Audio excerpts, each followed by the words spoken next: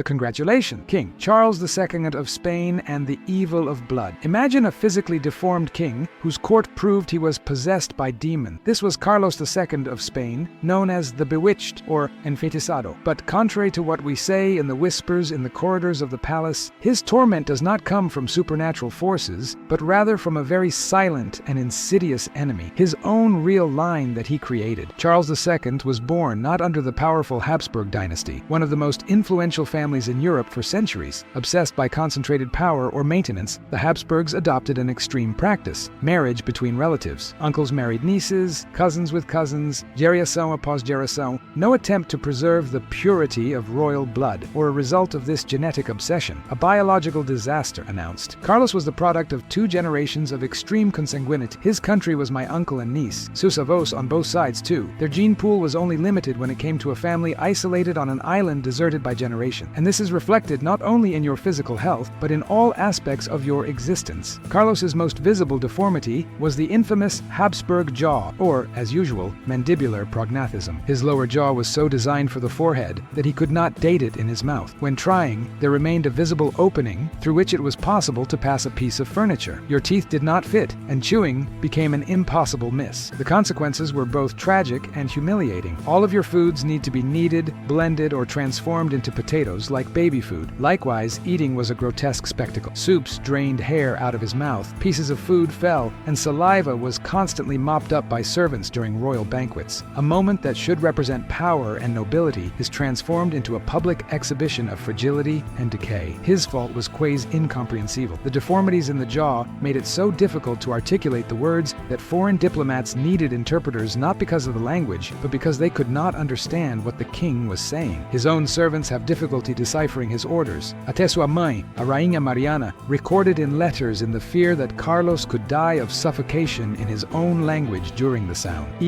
Or more shocking, the Habsburgs knew what we were doing. We knew that each new consanguineous union resulted in increasingly frail, damaged, and deformed children. But even so, we opt for power to the detriment of the best future generation. Charles II was not just a genetic aberration. He was a victim of the ego and profit of his own family, a body that defied nature, the twisted anatomy of Charles II. If Charles II's jaw was a grotesque warning sign, the rest of his body was a full-blown testament to the catastrophic consequences of inbreeding. At the age of 35, he looked less like a monarch and more like a child who had been cruelly stretched and misshaped by some unnatural force. Standing just under 5 feet tall, Charles's proportions were so bizarrely off that even his courtiers were often at a loss for words. His head was disproportionately large, wobbling atop a neck so weak it could barely support its weight. His limbs were pencil-thin, skeletal even, while his torso appeared compressed and hunched, as though he carried some invisible burden. In many ways, he did. Not just the weight of a kingdom, but the cumulative genetic damage of generations obsessed with bloodline purity. Perhaps the most staggering detail is that Charles couldn't walk until he was 8 years old. While most children take their first steps by their first birthday, Charles spent nearly a decade unable to hold himself upright. When he finally did begin to move around, it was less walking and more a staggering, unbalanced shuffle, using walls and furniture to keep from collapsing. Even in what should have been his physical prime, he resembled a frail old man. His spine was severely curved, giving him a hunched silhouette. Every movement was labor-intensive, every gesture clumsy and strained. The deformities weren't confined to his posture. His coordination was almost non-existent. He struggled to hold objects, dropped items constantly, and had difficulty with even the simplest physical tasks. But Charles's tragedy wasn't just physical. The mental toll of centuries of inbreeding was just as devastating. His intellect remained at the level of a child well into adulthood. He didn't learn to read until the age of 10, and even then, comprehension was minimal. Court tutors described teaching him as pouring knowledge into a broken vessel. Lessons went in and disappeared into a void. Emotionally, he was wildly unstable. Reports describe violent tantrums over trivial matters, screaming fits, flailing arms, pounding on the floor. These episodes were often followed by eerie silence, where he would sit motionless for hours, staring at nothing. It was as if he were lost inside his own damaged mind, unreachable. Even his hair betrayed his broken biology. It grew in patchy, uneven clumps, frequently falling out, leaving bald patches on a scalp somehow more akin to diseased skin than a royal crown. Royal painters were forced to stretch their creativity to portray Charles with dignity. Yet even their most flattering renditions couldn't fully hide the disturbing reality. What made all this worse was that Charles's condition wasn't stable. While most people mature and plateau physically, Charles deteriorated. His already frail frame grew weaker year by year. Doctors had no idea why his body was breaking down so quickly, but we know now it wasn't a curse or possession. It was the inevitable collapse of a dynasty's DNA, the king who couldn't make heirs, the collapse of a dynasty. In a monarchy, a king's most essential duty isn't war or diplomacy, it's producing an heir. But for Charles II of Spain, even this most basic expectation was tragically out of his body, already ravaged by genetic damage, had failed him in one more devastating way. He was physically capable father. Charles married twice, first to Marie-Louise of Orleans, a vivacious, hope French princess. She arrived in Spain expecting a powerful, noble husband, and instead encountered a man whom the palace whispered was barely human. Their wedding night was a catastrophe. Servants later reported that Marie-Louise emerged from the royal chambers in tears, while Charles looked bewildered and distressed. It didn't take long for the truth to surface. The same genetic mutations that had twisted Charles's body had also left him functionally impotent. His reproductive organs were so underdeveloped, physicians described them as resembling those of a child. Essentially, Charles had the sexual development of a prepubescent boy, trapped in the failing body of an adult king. But the Spanish court couldn't admit this, not publicly. Instead, the blame was placed squarely on Marie-Louise, accusing her of being barren. She was subjected to humiliating examinations, forced to drink disgusting herbal mixtures, and undergo invasive treatments, all in a desperate effort to extract an heir from a man who could not provide one. The psychological toll on the young queen was immense. Once described as lively and intelligent, she fell into a deep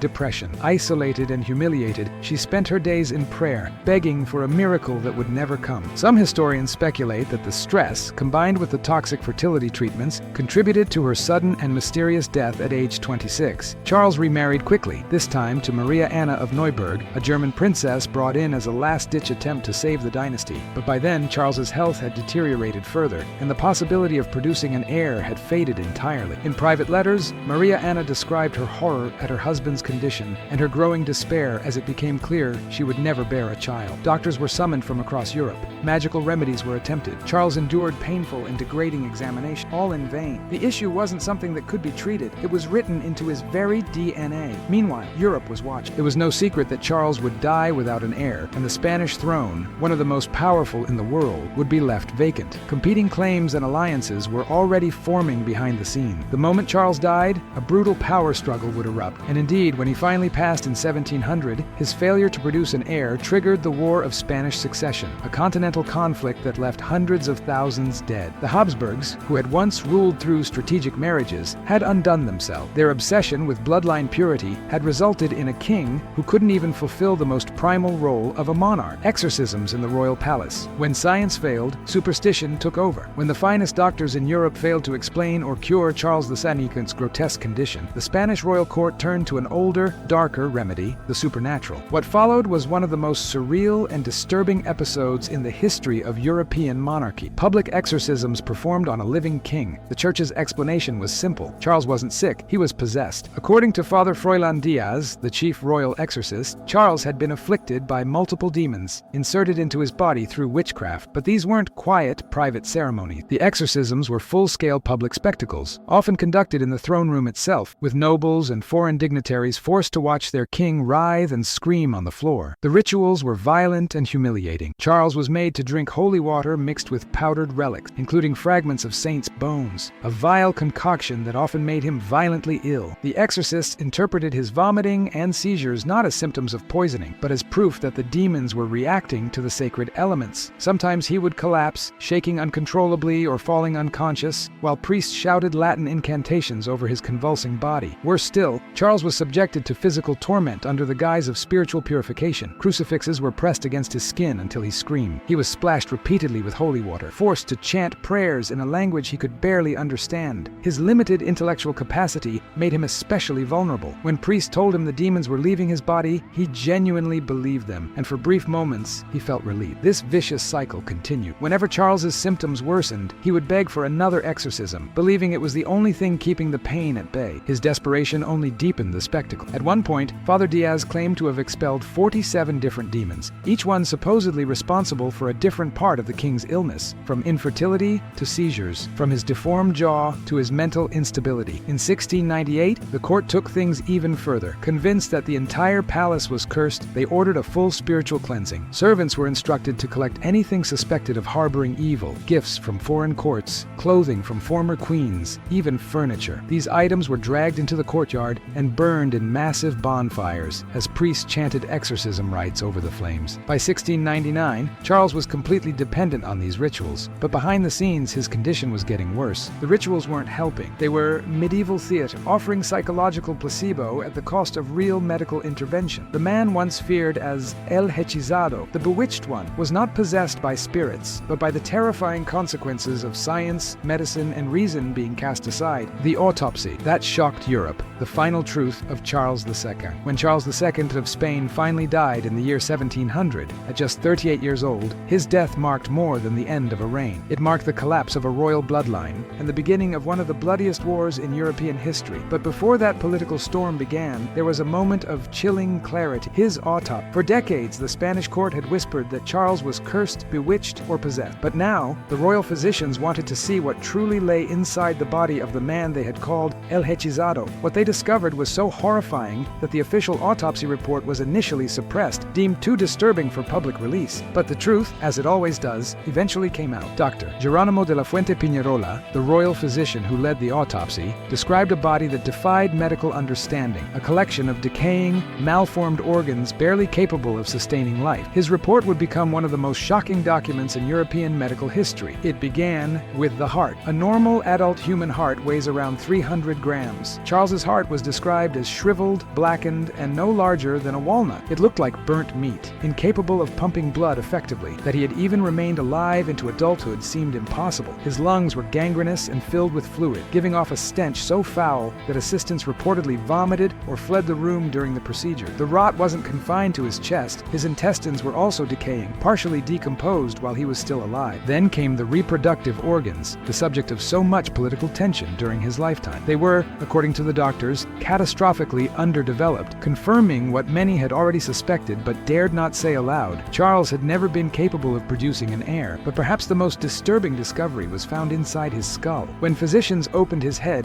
they discovered an abnormal amount of fluid surrounding the brain, a condition we now recognize as hydrocephalus. His brain tissue was discolored and damaged, offering a clear explanation for his intellectual disabilities, seizures, and erratic behavior. Dr. Piñerola concluded his report with a statement that echoed across the courts of Europe. It is a miracle this body sustained life for so long, as it contained not a single healthy organ. Far from dispelling the myths of witchcraft, the autopsy almost reinforced them. How could any man live with organs in such a condition unless dark forces were involved? To the superstitious minds of 17th century Europe, the medical findings seemed more like evidence of demonic possession than a biological tragedy. But we now know the truth. Charles II wasn't cursed by spirits or witches. He was the final product of a dynasty that had sacrificed biology at the altar of power. His body was the battlefield where centuries of genetic inbreeding reached their horrific climax. A living symbol of dynastic decline, Charles II and the cost of power. By the time of his death, Charles II of Spain had become more than just a tragic monarch. He was a living embodiment of the decline of an empire. His deformed body, decaying mind, and inability to rule effectively were not isolated failures. They were symptoms of something far greater, a dynasty that had destroyed itself from within. For over 2 centuries, the Habsburgs had ruled with near absolute authority, spreading their influence across Europe through strategic marriages, wars, and diplomacy. But their obsessive desire to maintain power within their own bloodline led them down a path of genetic disaster. Cousin married cousin, uncle married niece, over and over, until the family tree began to resemble a noose, tightening around their own future. Charles was the inevitable result. He wasn't just a sick king. He was the biological warning of what happens when power is prioritized over survival. His reign was marked by paralysis and decay, both literal and metaphorical. While other European courts were modernizing, expanding, and innovating, Spain stagnated under a monarch who could barely speak, eat, or walk. This decline wasn't just visible in Charles's health. It was reflected in the state of the Spanish Empire itself. Once the most formidable power in the world, Spain was now fractured, indebted, and vulnerable. Its territories in the Americas were restless, its navy weakened, and its influence on the European stage waning. Foreign powers, France, Austria, Britain, all watched, waiting for the moment Spain would break. Charles's court, filled with scheming nobles and desperate advisors, tried to hide the truth for years. They dressed him in elaborate robes, surrounded him with pomp and ceremony, and forced court painters to depict a version of the king that that simply did not exist. But the illusion could not last forever. Internally, Spain was falling apart. Externally, it was surrounded by predators, and at the center of it all sat a man so genetically compromised that his every breath was a miracle or a curse, depending on whom you asked. The irony is profound. The Habsburgs believed their bloodline made them divine, chosen to rule by the grace of God. But Charles proved otherwise. His condition showed that even kings are subject to nature's laws, and when those laws are defied, the consequences are severe. Charles II's reign was not defined by conquest or policy. It was defined by his very existence, a constant public reminder that no amount of gold, land, or lineage can shield a family from the cost of its own arrogance. In the end, the Spanish Habsburgs did not fall to an invading army or a popular revolution. They were undone by their own hand, one marriage at a time. The war Charles never lived to see,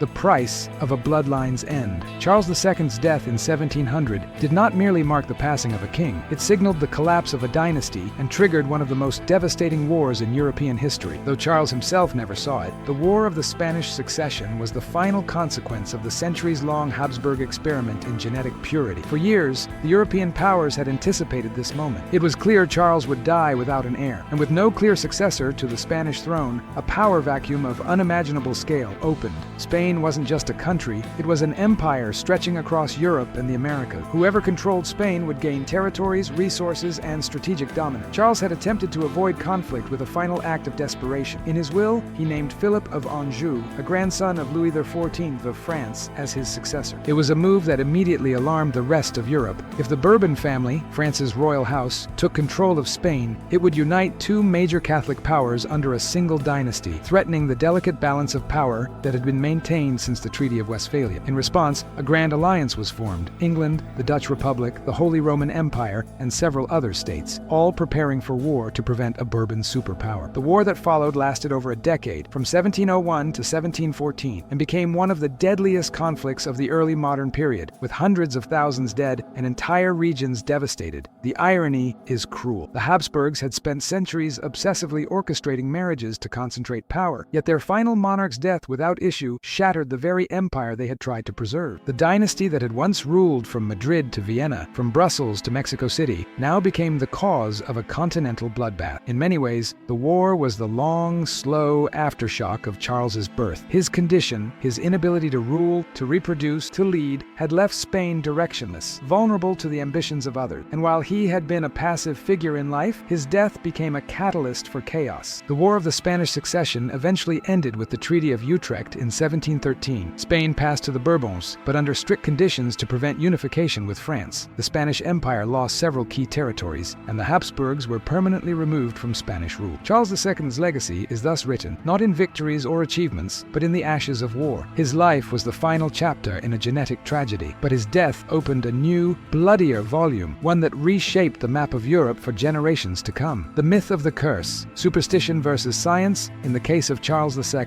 For centuries, the story of Charles II of Spain was cloaked in superstition. Rumors of demonic possession, witchcraft, and curses swirled around his court, fueled by his grotesque appearance and worsening condition. But was Charles really cursed, or was he simply the most visible victim of science misunderstood? In 17th century Europe, medicine was still a primitive discipline. Without the benefit of modern genetics or neurology, physicians struggled to explain complex hereditary disorders. And in the absence of science, people turned to religion, magic, and myth. Charles's deteriorating body, his intellectual disabilities, his erratic behavior, all of it fit neatly into the popular image of someone bewitched or afflicted by the devil. The church reinforced this idea. As we saw earlier, public exorcisms were conducted in the royal palace. Priests screamed prayers, relics were used like weapons, and Charles himself believed he was battling unseen forces. The public, seeing a king who could barely walk or speak, accepted this version of events. To them, he was living proof of the supernatural. But behind the myth lies a far more tragic and revealing truth. Charles wasn't cursed by witches. He was genetically doomed by his own family. The Habsburgs had created a legacy not of divine right, but of genetic collapse, fueled by their insistence on marrying within their own bloodline. What appeared to be a curse was, in fact, a cluster of hereditary conditions: mandibular prognathism, hydrocephalus, developmental delays, and likely some form of chromosomal disorder. Today, modern geneticists view the Habsburg line as a case study in inbreeding depression, the loss of genetic diversity that leads to the expression of harmful traits. The belief in a curse was easier to accept than the truth. After all, admitting that centuries of royal marriages had been a mistake stake would require questioning the very foundation of monarchic power. The idea that divine bloodlines could rot from within was unthinkable. So instead, Charles became a cautionary tale about magic, when he was really a warning about science ignored. Even after his autopsy revealed horrifying physical truths, a heart like a walnut, decaying intestines, underdeveloped genitals, a fluid-filled skull, the myth persisted. People clung to the idea of a curse because it was more palatable than biological responsibility. It allowed the court, the church, and the people to externalize the blame. But Charles's story is no ghost tale. It is a biological tragedy, written in blood and bone. His suffering was not the work of devils, but of decisions made by generations of rulers who put dynastic ambition before human well-being. The curse of Charles II wasn't supernatural. It was inherited. And in that truth lies one of history's most sobering lessons: portraits and propaganda, hiding the truth behind the throne. In the glittering halls of the Spanish court, where appearances meant everything, the true face of Charles II was carefully concealed. For a monarch whose physical and mental condition horrified even his closest allies, image management became a matter of state survival. And in the 17th century, there was no tool more powerful, also more deceptive, than royal portraiture. Charles II was, by every account, a man whose appearance inspired pity, fear, and discomfort. His protruding jaw, sunken cheeks, misshapen skull, and vacant eyes were symptoms of genetic collapse. His frail body, hunched frame, and uneven features were impossible to ignore in person. Yet the official portraits that survive from his reign tell a very different story. Court painters, most famously Juan Carreño de Miranda and Claudio Coello, were given the nearly impossible task of painting the king with dignity, majesty, and strength. But how do you make a man who couldn't chew, walk properly, or speak clearly appear as a ruler chosen by God? The answer was artistic illusion. Painters used clever techniques to mask Charles's deformities. Shadows softened his facial features, idealized clothing disguised his proportions, and positioning avoided any suggestion of weakness. His jaw was often minimized or hidden behind a beard. His body, in reality thin and twisted, was presented as broad-shouldered and powerful. In some portraits, Charles is even shown in full armor, standing upright with sword in hand, a grotesque contrast to the man who could barely lift a goblet without trembling. These images weren't just artistic choices, they were deliberate acts of propaganda. The monarchy needed to maintain the illusion of divine strength and authority, even if that illusion was built on deception. But not everyone was fooled. Foreign ambassadors frequently wrote scathing private accounts of their encounters with the king. Letters described their shock, even horror, at his condition. Reports that contradicted the noble images hanging in palaces across Europe. Inside Spain, however, the portraits served their purpose. For many of Charles's subjects, especially those who never saw him in person, these paintings were the only glimpse they would ever get of their ruler. And in them, Charles appeared as a solemn, noble figure, not the broken man who shuffled through palace corridors, barely comprehending the affairs of his kingdom. The disparity between portrait and reality reflects a deeper truth about his reign. Charles's entire monarchy was an illusion, a carefully maintained facade propped up by tradition, faith, and fear. Behind the paint and gilded frames lay a man suffering not only physically and mentally, but also trapped inside a role he could never truly fulfill. These portraits endure, hanging in museums and palaces, silent witnesses to a lie told for the sake of power. And while the brush may have softened his face, it could never erase the truth of the body and dynasty that was collapsing beneath it. Deseja que eu continue com o tópico 10, também em inglês britânico? Você chegou ao limite do plano free para o GPT-4. As respostas serão fornecidas por outro modelo até o seu limite ser redefinido após 13:38.